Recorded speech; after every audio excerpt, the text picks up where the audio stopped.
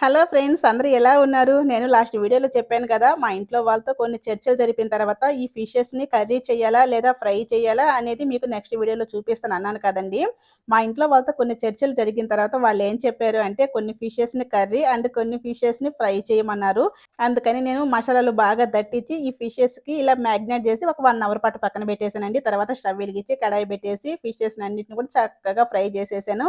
And మనకు రెండో వైపు చూసారా కర్రీ కూడా రెడీ అయిపోతుంది. ఫిషెస్‌నన్నిటిని ఇలా చక్కగా ఫ్రై చేసేసిన తర్వాత వేడి వేడి రైస్ పెట్టుకొని అందులో ఒక 5 ఫిష్ ముక్క అండ్ కర్రీ ముక్క వేసుకొని అలా కలుపుకొని ఇలా ఒక ముక్క తీసుకొని నోట్లో పెట్టుకుంటే ఉంటుందండి. అబ్బబ్బబ్బా! చాలా అంటే చాలా టేస్టీగా ఉంటుందండి.